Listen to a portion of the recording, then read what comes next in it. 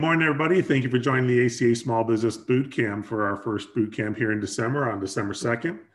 We're excited to have everybody with us today. We've got a great bootcamp session prepared. I'm Robert Theobald, the Small Business Ombudsman and Vice President of Small Business Services at the Arizona Commerce Authority. And as we like to do when we start the bootcamps, we like to thank all of our community partners. We have a pretty big list of community partners that help us with our boot camps, and we could not do these without their time, their effort, and their expertise. So we are extremely grateful for them. For those not familiar with the Small Business Boot Camp, we started the boot camp to help small businesses return stronger from the COVID crisis. It is a statewide initiative supported by all of our community partners. And not only is it the webinar that we've been doing on Tuesdays and Thursdays at 9 a.m., it is also a resource collective and a content library. So when we talk about the resource collective, it is a website that we set up with additional tools and guides provided by our community partners to help support small businesses. You can find additional guidance, business essentials, and marketing strategies and information on that web page. Additionally, we have our small business content library. And this is one of those consequences, those good things that came from starting the boot camp. When we started the boot camp series, we started recording every session. So those that couldn't make it at 9 o'clock could go back and review the information that was shared and have access to it. And we posted on our website under the archive section. And now on there, we have over 180 recorded sessions of expert content that you can go back and review at no cost at any time. You can share the links to it with friends and family and other business colleagues that may benefit from the content. So it is a great tool and resource available that is on the Bootcamp website. We're also working on some ways to make it better for you for 2022. So keep an eye on that page because it's only going to get better. We also like to mention the state's COVID-19 information and resources for everything COVID at arizonatogether.org. And then the Arizona Commerce Authority set up the azcommerce.com/COVID-19 page. And that is for COVID-19 business resources and guidance. And you have business guidance on there. You have financial information. We've got a great web page on there that we update as often as we hear about new grants and funding programs at the local, state, and federal levels, along with other business information for all size businesses in Arizona. The Arizona Commerce Authority also has a number of programs to help support small businesses in Arizona. And we have our Small Business Services, our Workforce Division, and our Arizona MEP, our Manufacturing Extension Partnership.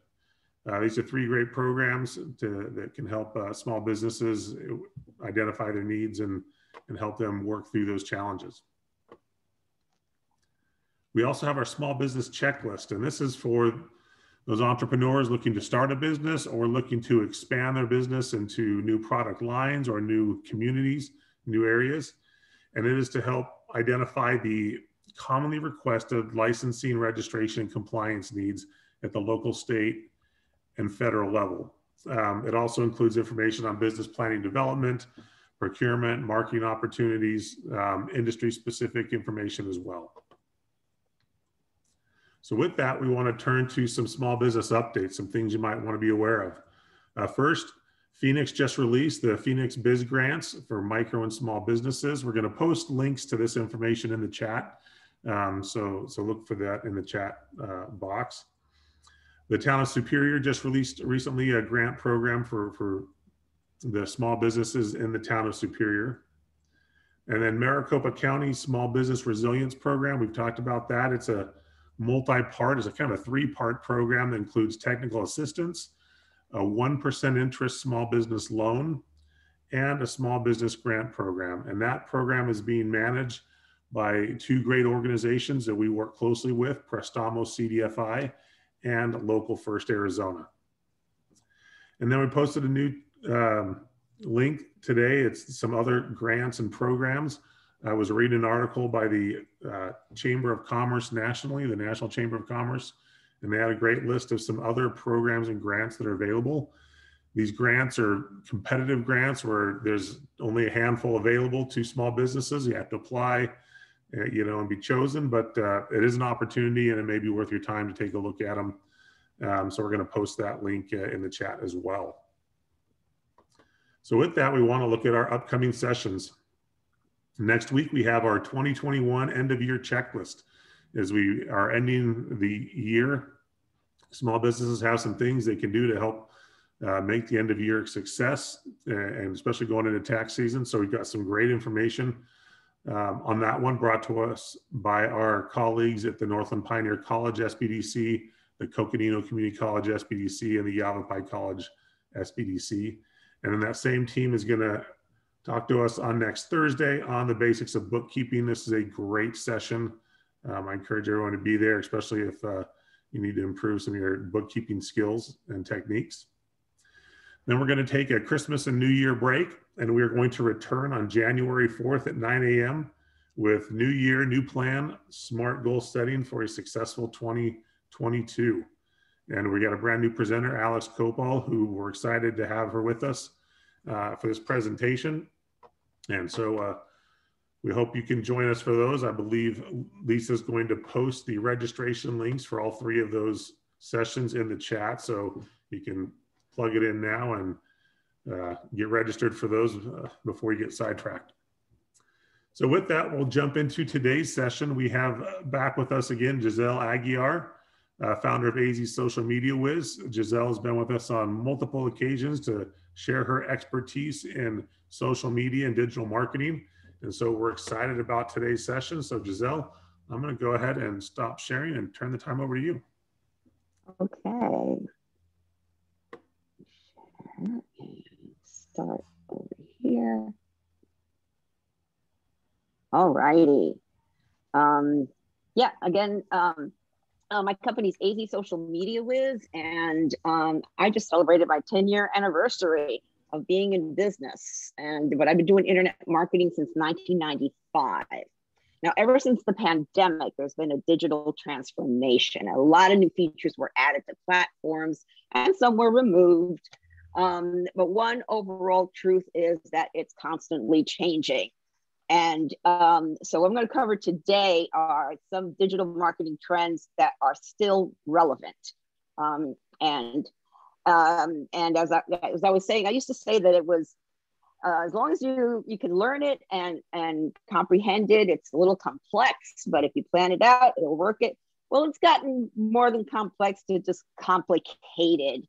I'm going to try to present it in a way that you understand the crucial steps you need to take before you even start doing anything online, so that you can be successful in reaching your target audience and growing your business. I mean, that's what we're here for, right? First of all, the first thing before you start doing anything, you have to clearly define your target market niche or niches. You could have more than one target audience. But are you business to business, B2B, then your main targets are other businesses, but you still have to deal with people in that business. B2C, business to consumer, your main customer is the average consumer who would buy your products or hire your services. And you can have more than one persona, target market persona. We have to do some research. So what are their interests, desires, wants, and needs? What are their pain points? What are their problems that you're going to solve? What questions are they asking that you can answer? And a company can have both B2B and B2C targets. So consider what percentage is business and what percentage is consumer. So you can split your marketing efforts accordingly. And you literally need to have a plan for each of them, because they're two different targets. And then you talk to them, you talk to them differently. And then also consider what part of your business you want to boost. Like I was talking with an insurance gal, and she says, my B2C side is doing really well. I really want to boost the B2B side, get corporate businesses. So it's like, okay, so that's your focus, and that's a different target market. But if you skip this crucial step, you'll be wasting time and effort trying to reach everybody and reaching no one. Okay. So then the second crucial step you need to take is competition. Who's your competition? Who are you up against? Okay, and some industries are more competitive than others, obviously. If you're anything health and wellness, insurance, financial, even e-commerce, it's highly competitive. So what are your competitors doing online? Where do they come up in Google search compared to you for major keywords and phrases?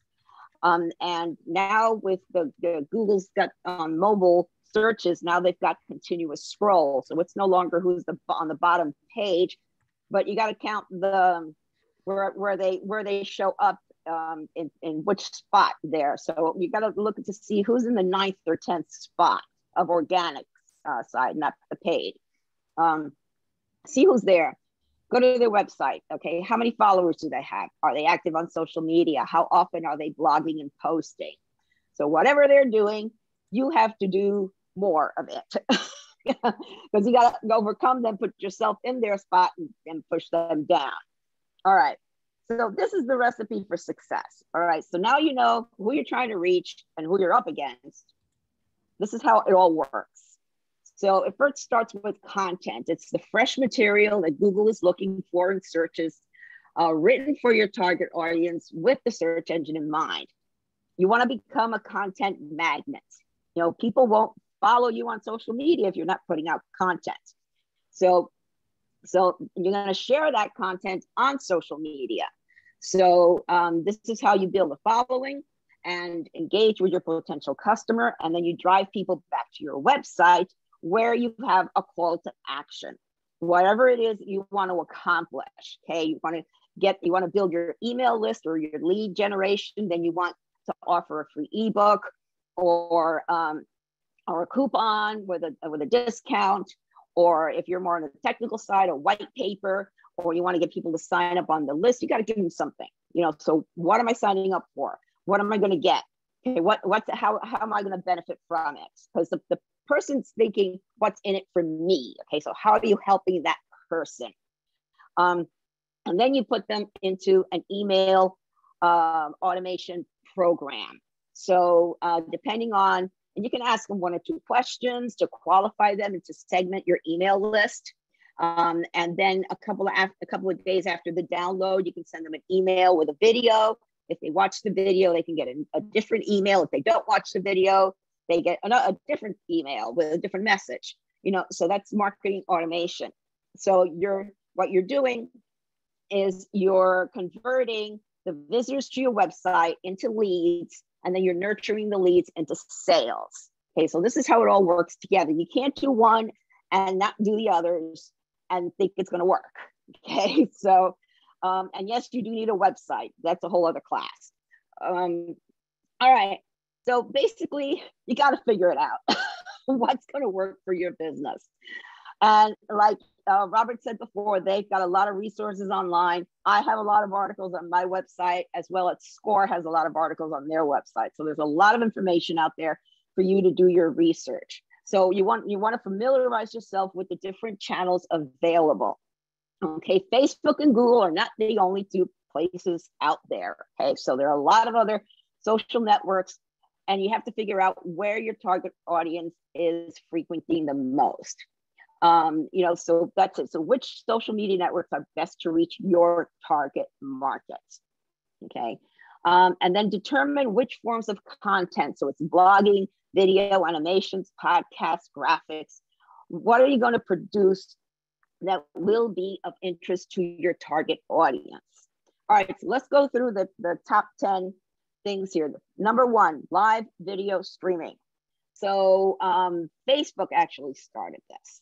And in 2016, and they introduced Facebook live streaming video. So ever since, it's been a strong element in its platform, and all the other social media networks have added this feature in one form or another. You can go live from anywhere as long as you have good Wi-Fi, you know, and a camera on your smartphone, tablet, or laptop computer. So on Facebook, live and native videos get more exposure than regular posts. A native video is a video that's uploaded directly into Facebook, not just a YouTube or video link shared on your page. See, Facebook and all the social networks are like this. They really don't want users to leave their website. So they give more visibility to media and content that's right on their platform. On LinkedIn, you can apply to go live streaming and use Zoom as a third-party tool. So basically, create videos as often as you like. And do short how-to videos on your smartphone. You don't need, fancy equipment. You can start with your smartphone or tablet or laptop. All laptops now have cameras. Do voiceover recordings of PowerPoint presentations. Determine which format works best for you. So you want to think about the ease of creation and editing, your abilities, okay, and then your audience. Okay, so what do they like? And the fact is, videos convert. Okay, now they do take a little bit more time to produce than even a blog article or a simple graphic. So you got to take this into consideration. How often can you produce videos? Once live sessions are over, you can save that recording and upload it everywhere else. As a statistic, when video is prominently featured on a landing page, conversion rates can go up by a whopping 80%. That's a quote from Convince and Convert. Okay, Google still owns search. Yes, Bing, Yahoo, DuckDuckGo, they've been getting a little bit, and Google's been lost like a percentage point, but still it's formidable, almost 88%. But one thing you have to remember, it's people first, not keyword first. It's the customer experience. Okay, so Google looks for the freshest, most relevant content that matches the search term, whatever the person put into the search term. And that's where you have to do your keyword research. So you want to discover other phrases with high search volume. Okay. And in the PDF that you're going to get, there's a video on how to use the Google keyword research tool. And then they'll also give you a list of suggested keywords that you can use as blog topics, because obviously you may not have thought of everything that people are searching for. And, sometimes you're thinking of the technical term when the person, your potential client doesn't know what that technical term is, and they're going to search for something else. But Google will be able to tell you what it is that they're searching for. And then, that helps you. Okay, mobile first. So they were supposed to do a, the everything gets mobile first algorithm update, but they just said, no, we're postponing it to next year. So the beginning of next year. So it's like, okay, so what they're doing is they're rolling it out. So not all websites are indexed mobile first yet. So this stuff is confusing. It drives me crazy. In any rate, okay, in June, they started with the Google Core Web Vitals algorithm update. So it went through June 2nd to the end of August. So what does this mean? So there are three metrics that Google looks for in a website. The first one, it's called largest contentful pane, together made up a new word. How fast a page's main content is loaded on a mobile device. Okay, then what's called the first input delay is how fast users are able to interact with a page after landing on it. So this is thinking that someone's on a mobile device and they either need to know your address or they want to sign up or something, and so you want to be able to how soon does that button come up that they can interact with it. Okay, and then what's called a cumulative layout shift. That's text moving up or down because of graphics, widgets, or ads. I had that problem with my website, and I did the slider on the top, the width of the graphics were different. So every time the slider changed, it pushed the text up or down. Now, sometimes it's a plugin. There was a testimonial plugin that, depending on how long the testimonial was, it moved whatever was underneath it up or down. That's what that is looking for. So if you fix those so the text doesn't move, that's a really easy one to fix. The other problem is the size of graphics. Okay, so reducing the size of graphics. And if you're on WordPress, there's a plugin that helps you do that really easy. It's called Shmush, and it'll just make all the graphics smaller. You know, so you have to you can do the page speed insight test, which the link is going to be it's going to be in the notes, and you can test your website. Okay, so it'll check your website, and you don't want a score under 75. Okay, so I've tested some sites and they were like 30 something, and so I'm like, ooh, you know, and then it'll tell you how you can fix the problem. Sometimes it's something you can easily fix, you know, like moving stuff around and, you know, reducing the size of the graphics. But sometimes it's a technical issue that you're going to need a web developer to help you fix. And I got a guy in case if that's the problem. All right, so local SEO. So if you're a local brick and mortar business, it's important, you know, and this is important. Also, if you're a local consultant without an office where you want clients to go to, or an e-commerce business, make sure you tell Google My Business not to show your address on Google Maps. Okay, so people will search for things like accountant near me. Okay, so if your business is not in Google My Business with your location, you won't come up.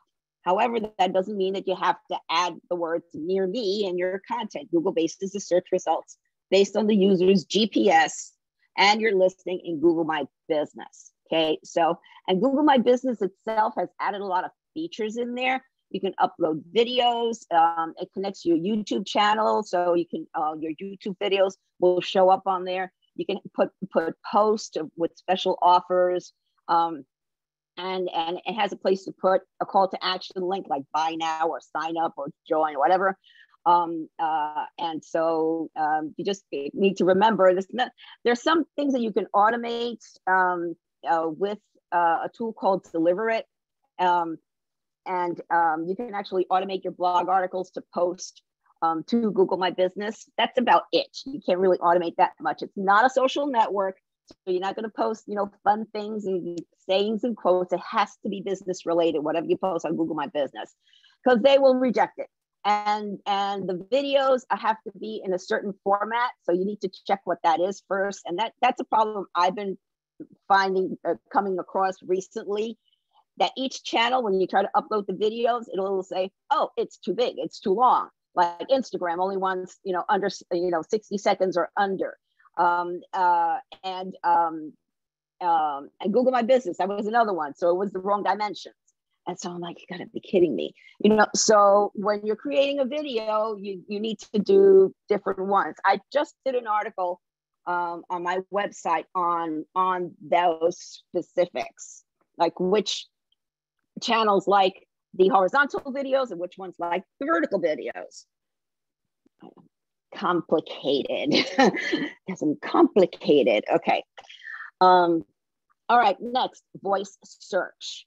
So this is something to consider when doing the copy or static content on your website. People don't talk like they write. Whether they're using their smartphone, Amazon's Alexa, Siri, Google Home, or other voice command system, they'll ask a question. So it's up to you to have the answer to the questions your target market is asking. So go through your site and read the content on your main pages or your blog articles, if you write blog articles that answer a question. Is it compelling enough to attract the visitor and keep their attention? Does it answer their question? So look at your meta tag description. I'm going to be writing an article specifically on the title tag and the meta tag description for each page or blog post and its importance. Because one thing is coming up on Google search in the top 10 searches. The other thing is getting the people to click on it. Okay, so that meta description is what's going to say to the person, oh, this is what I need, and they're going to click on it to actually go to your website. Okay, and are your pages and posts optimized? Okay, all your pages have to be optimized for search. Now, if you're on WordPress, there's a free plugin called Yoast SEO, which kind of guides you through this to make sure all your pages and posts are optimized. And then do your research. your research. So your target audience, what questions are they asking? And that's something the keyword research actually helps you too, because it'll come up with the questions too. Okay, I'll talk about artificial intelligence. This is not just spooky. It's mind blowing, is what it is. Okay, so now the machines are trying to do your thinking for you. That's what this is. So think about it. Sometimes when you're looking for something, you're not sure what to ask. You may enter several search terms in the box before you get the answer you want. So Google's AI, which is called Rank Brain, will come up with people also asked, with other similar questions that you may be asking yourself. So it's all in attempts to provide you with the best answer to your question. So it's machine learning as it applies to search. So the AI has the ability to learn and categorize information to accurately match a searcher's query. So in searching for a business plan, below the paid ads, okay, it gives you, usually Wikipedia will come up with the definition of what it is that you're searching for. But then, then you got the people also asked for. So the top box is called a featured snippet. And again, you're competing with Wikipedia for that featured snippet. But again, here's where those questions come in. So if you have a blog article that answers these questions, when somebody clicks on one of them, you'll come up, especially if you've got the freshest information. Okay. And there's, we can go in so much deep into what's technical SEO with this. So basically, again, it's the idea, what is your target market asking? And can you provide the answer? So that's what it comes down to. Then another factor in this is identifying user intent. Okay, so what does a searcher expect to find when searching for your keywords? So again, answers to their questions or problems. So what are they asking? And I like to use a Q&A site called Quora. That's QUORA.com, to see what people are asking for in your field of expertise and what it is in your industry. So that also helps you find content. Nothing like writing blog articles with exactly what people are searching for. That's basically it. All right, and the next thing is quality content, unique quality content. So why unique? And most Americans are exposed to 4,000 to 10,000 advertising messages a day. All right, think about it. Just think about it. Of everything you look at, during the day, this is how much advertising messages come in front, both paid and organic. Organic is non-paid. So good quality content is the main building block of today's successful digital marketing strategy. So if you don't create content, you might as well close up shop. So it's quality over quantity, and you don't want to forego quality in order to get more content out there. So no fuzzy graphics. There is no excuse. Okay. I love the tool Canva, CANV as in Victor, A.com. And they have a lot of free graphics that you can use there. They have all the templates that you need for social media posts, for ads, for banners, for whatever it is that you want to create. And it's free to use. There is an upgrade, so you can get more, save time and get different things. And my client decided to upgrade that as she creates the different graphics. And the other thing is proofread before you publish or post. Yes, Google will check your grammar. All right. So, and I'm bad at that. I'll type it out, read the article to myself, and then I do a daily podcast on a personal project, and it never fails. Even after I read it for myself for the second time through, as I'm reading it on the script, I'm finding more mistakes. So it's like, and one of the tricks, and I didn't do it last night, I should have done it, is walk away from the computer for about 5 or 10 minutes, go do something else, water the plants, do something, anything else, then come back to it. So you're looking at it with fresh eyes so you can catch those typos in there. And then preview your blog post before publishing. Okay, do the graphics look good? Does the eye of the reader make a natural progression down the page to your call to action? Okay, what is it you want them to do when they're done, finish reading the article? Okay, do you want them to book a consult? Do you want them to download a free ebook? Okay, what do you want them to do? So you want to make sure that call to action is prominent at the bottom of the article with a button, a graphic that's linked to your landing page for your lead generation. Okay, that's what you want them to do. You're doing all this to convert visitors into leads or visitors into sales. So you have to have those calls to action in there. All right, and the next thing, reshare on social. Okay, so resharing content can increase engagement by over 600%. So you publish your blog at 9 a.m. and share it on all your social media networks at that time. Well, someone that logs on at 3 p.m. or in the evening probably won't see it unless they have you like maybe on a Twitter list or in a group, or you have your post showing first. It's a Facebook feature. So you can manually schedule it to republish on your social networks using tools like Hootsuite. Delivereit has a way. Delivereit I use to automatically share it, and then they have a way to repeat it, and you tell it when to repeat. You want to repeat it in 2 days. You want to repeat it in 12 hours. You just tell it when to repeat it, and however many times. You can have it repeat once a week if you want to. And then there's also Buffer and TweetDeck. TweetDeck is for Twitter only. It's a Twitter product by Twitter only. And then another way to give your content extra exposure and traction is to publish it on LinkedIn. So you publish it on LinkedIn as an article, and they have a new feature. You can actually create a newsletter now. So I'm going to be doing a webinar for SCORE and probably get for the ACA in February on all the new features that LinkedIn has to offer on their business pages.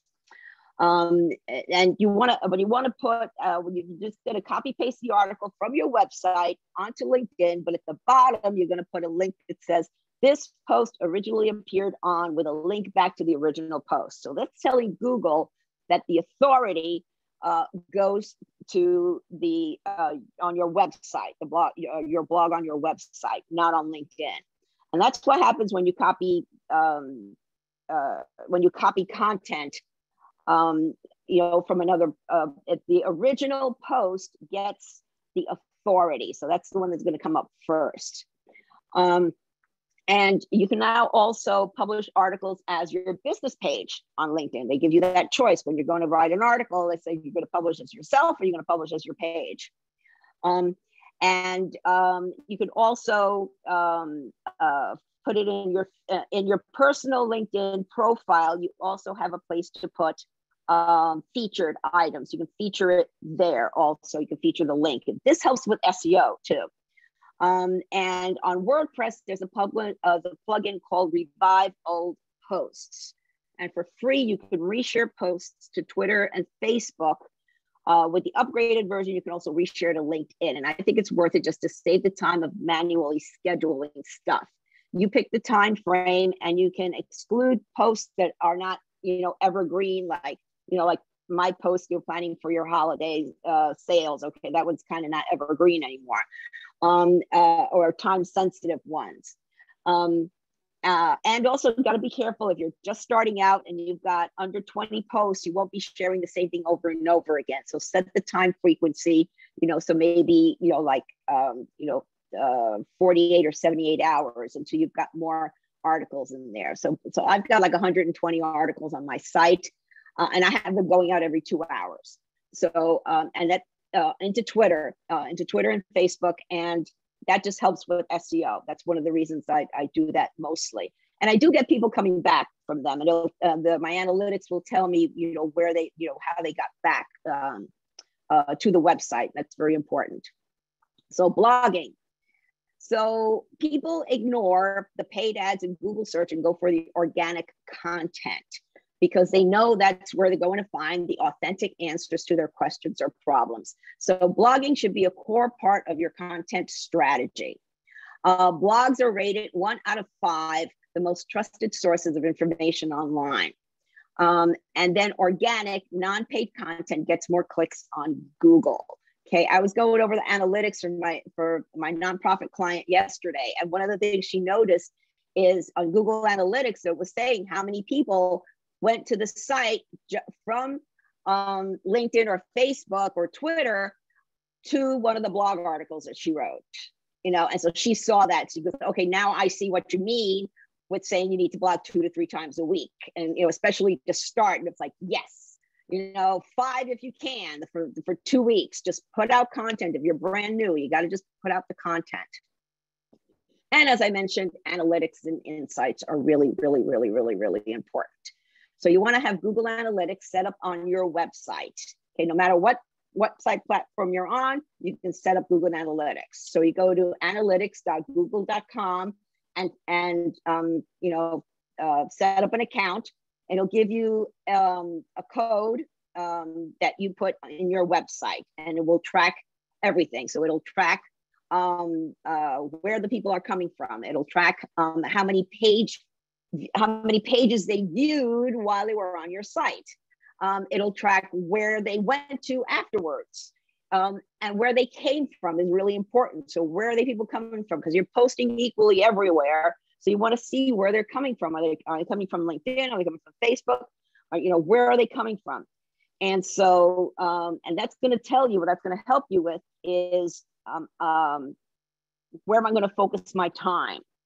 So I'm not going to stop posting to the ones that people aren't clicking on, because that still helps SEO. So you're still going to keep that automated, but you're going to spend more time on the networks connecting with the people that this will tell you where to spend your time. And one of the things is you want to determine your key metrics before you start. What are you trying to accomplish? Are you trying to grow your email list, to gain leads? If you're e-commerce, you just wanted to go buy. So it's like, okay, so that's what you want. So what is it that you're trying to accomplish? So those are your key metrics. So it's called key performance indicators, or KPIs. Okay, and then social media insights. Each of the networks has insights or analytics. They call it differently.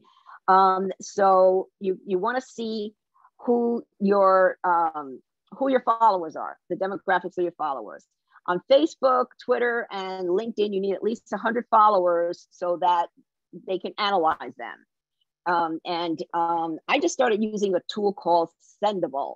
And I pulled the report. The report usually takes me like 3 hours. I think I did it an hour and a half because I have everything right there, all the reports I needed to give my client. And it also, it's a tool to schedule out. And it's not that expensive either. So I'm pretty impressed with that tool. I just started using this for this client. All right. I've probably just overwhelmed you, and you don't need to be overwhelmed if you plan it out. So you want to write out, you want to start with goal setting, and that means absolutely take that bootcamp class they're offering in January, because this is exactly what they're going to cover. How to set SMART goals. All right. Without a plan, you will be overwhelmed.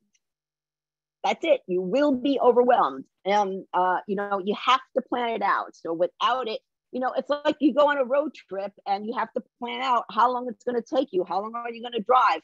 Where are you going to stay? You're going to make reservations. Okay. You need to plan it out. If not, if you go, then you're going to get to a place and you're not going to find any hotel rooms or something. It happened to me with my trip to Italy back in the 80s. Okay. I'm like, no, I don't need to make reservations. I'll just, bad idea. Okay. So Wasted a ton of time online somewhere because I ended up in Florence on a weekend where they had an art festival. And everything was booked. There was a huge line at the train station. And I'm like, oh man, had I made the reservation beforehand, would it save me a ton of time? So that's basically why you need to do this. And so you have your SMART goals, and you're going to have your strategic plan, which is how you're going to meet these goals. And then the tactical plan is basically your to-do list. So this is how you're going to implement the strategy. Okay, and then your analytics tells you what you you adjust your plan depending on what your analytics tell me. So for this client that I'm working with, one of the things it told me is the best time to post. So it's like on Facebook, it was 2 p.m. I mean, that would just came out so I told her, and it was, okay, so when you're going to schedule out your blog articles, you want to post it at 2 o'clock. Okay, so that's when you've got your highest potential for engagement. And engagement could be a like, could be content, but you want is a click. You want the click back to your website. On Instagram, it was 10 a.m. and 2 and 3 o'clock. On LinkedIn, again, it was 10 a.m. and 2 o'clock. So I'm like, oh, this is great. So I've got the scheduler going. I know what the best time is to post. Now, there's articles out there that tell you which is the best time to post. You can't go by that because your client, your target audience is different. So you won't know which is the best time to post until you get your first analytics. And then you'll see, oh, okay, so it saves a ton of time because, you're targeting the time and the best time where you get the most exposure, so that's another feature that you want to get with your to-do list here. When is the best time to post on your analytics? Now, I hate to be plugging my stuff, but I have to tell you, if you're on a tight budget and you want to do it all yourself, I've got the book that helps disguise you from A to Z through the whole thing, a step-by-step. It's available on Amazon Kindle. It's actually free if you on Kindle Unlimited. So get it, because this will actually get you from point A to point B, and actually through everything, how to do everything. So the idea is, don't be overwhelmed. You visit my website. You can schedule a free 15-minute phone consultation. I can go over your stuff. I can test your website for SEO. And then we can schedule a brainstorming session to help you plan for 2022. So, whatever else. So we've got a few minutes for questions. So here's my contact information. So I see a question. Okay. All right, there aren't any double questions. How can I save access the chat info after the webinar is over? That's a Robert question. Or Faith question. Okay. Any other questions? While we're waiting for some questions to pop in, I do want to mention to everybody that if you go to our website, and I'm going to post in the chat the link to this webpage, we have a program. If Giselle gave you lots of information and your head's spinning and you're like, I need to understand this better, we have a 6-week program we have set up called the Small Business Digital Academy. The webpage I put the link for, you'll find towards the bottom, it says sign up for notifications. And we will get the information out when our next cohort starts and the applications go live. So that way you'll know when that's going to happen. But it's a 6-week program that helps go through your basic knowledge of being digital, whether it's social media, your website, Google My Business, etc. Giselle's one of our mentors on that program, and she does a great job. So wanted to mention that. But it looks like we do have a question in there, Giselle. It says, will this webinar open for replay? Yes. It will be on our website later today. So you will be able to replay it, share the link with others. Okay, let me go to my website, get the book. Yeah, so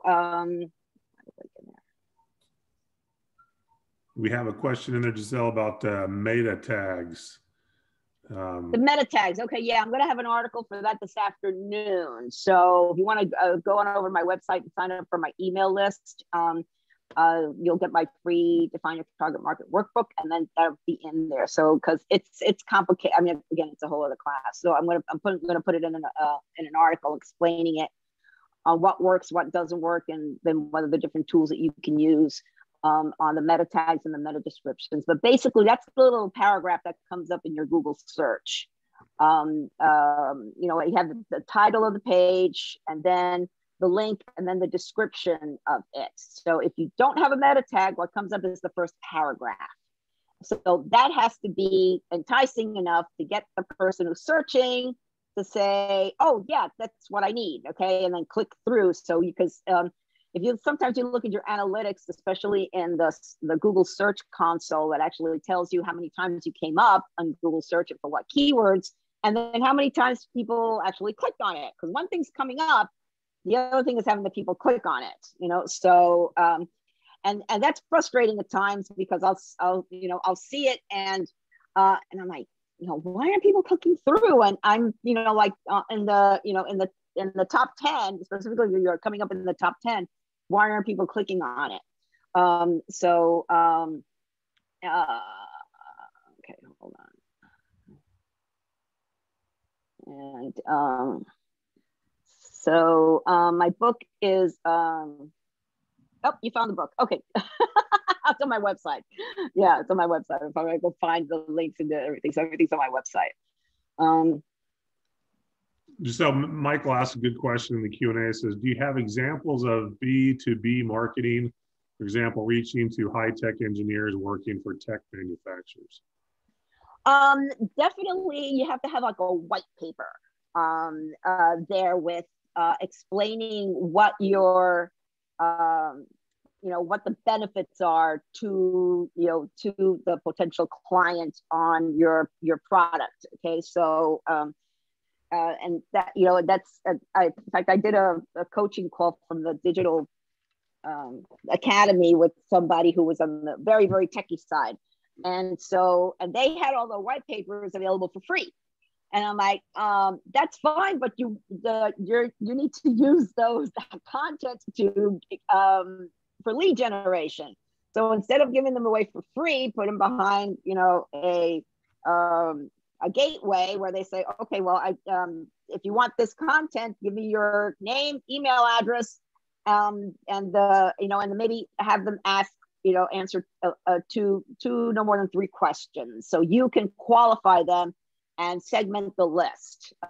Like they had 3 different industries that they worked with, so they could have a drop-down menu. So which industry are you in, or so that they can answer the question, and that helps segment the list for your marketing automation. And then you need to have emails ready based on what they answer. That's where the email marketing automation comes in. But yeah, and then LinkedIn, B2B LinkedIn is the place to be. You have to have all your LinkedIn, your business page set up properly with all your employees or your staff or your partners, whoever's connected to the business. They all need to have your business in their experience, so that'll help. And then put your and then again, share all of your content, blog articles, ideas, tips, other industry news. There's groups on LinkedIn too for every industry and every interest that's out there, so you can search for groups and there you can follow the group's guidelines. Okay, so you're not going to spam the group, and but you want to contribute to it, and that helps you also get known as an expert in your field. Also, what do you think about the articles on LinkedIn as well? Because that's an option too. Right. That you can do, is you can write articles, short kind of blog style articles, but you can establish yourself as an expert there. I've done some in the past just to kind of play with the test the waters on LinkedIn, and it's fun seeing how many people read your article. And it also helps you grow your following too, because you can be connected to 500 people, but have like, 3,000 people following you. All right, we got another one that says, what do you think would be the best draw strategy for B2B to C marketplace for lead gen? These are car buyers. Okay. Yeah.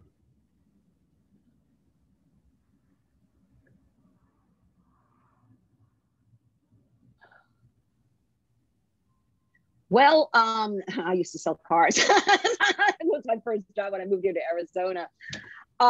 So you've got your the B2B side is going to be your commercial, any commercial trucks or any fleets.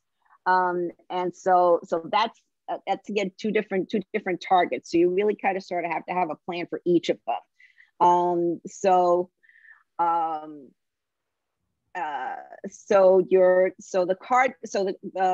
obviously you want to.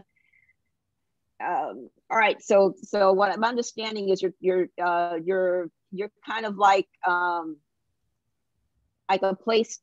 I think. Well, when I was selling cars, I remember that people used to search for what they needed.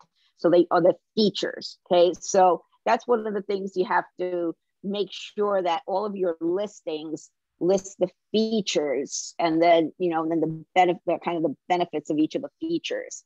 Somebody that wants to buy a convertible is not going to be looking for a minivan. Somebody who wants to buy a pickup truck is not looking for the convertible. So you want to make sure that you've got who's your driver kind of audience for each each of the types of vehicles that you're selling.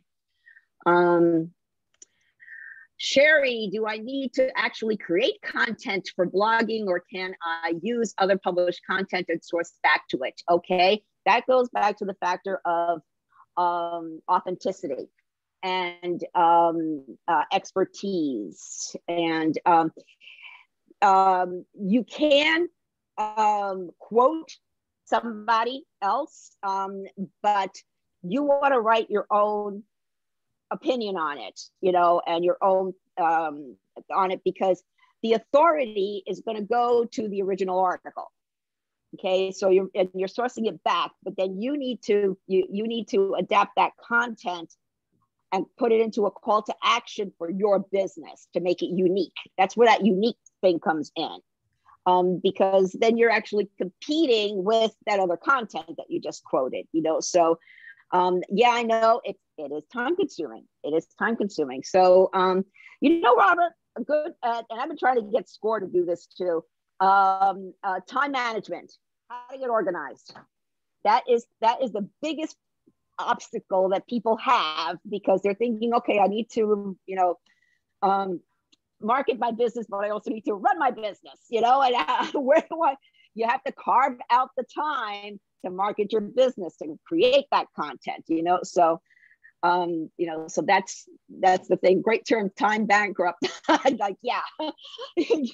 So that's one of the things that you need to figure it out on what works best for you.